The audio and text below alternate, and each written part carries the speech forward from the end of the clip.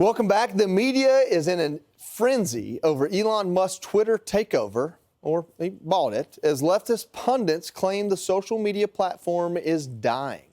But in a new Fox News op-ed, our next guest says Musk knows what he is doing. Fox News contributor Joe Concha joins us now. Joe, tell us, how does Musk know what he's doing?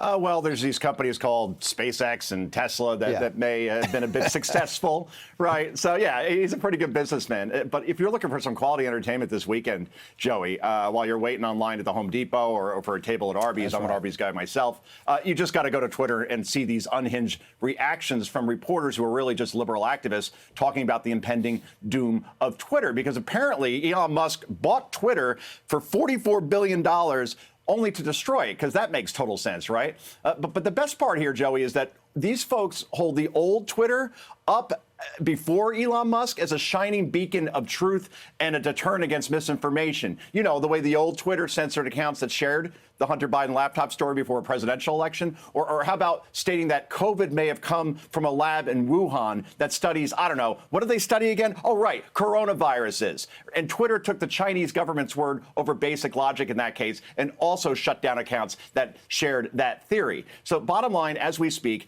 Twitter is working just fine and dandy. In fact, usage is at an all-time high. Elon Musk knows what he's doing, Joey. Well, on this topic, you talk about what the old Twitter did. I'm talking about shutting down the New York Post for reporting on the Hunter Biden laptop that now, 2 years later, they're saying is legitimate.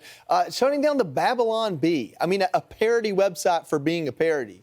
Kind of insane, and it all kind of slants in one direction. Elon comes in, and there's a Twitter exchange. I'm not going to pull it up, but basically he says, hey, I think I need to shine a light on what those policies were. That's kind of what has these people scared to death.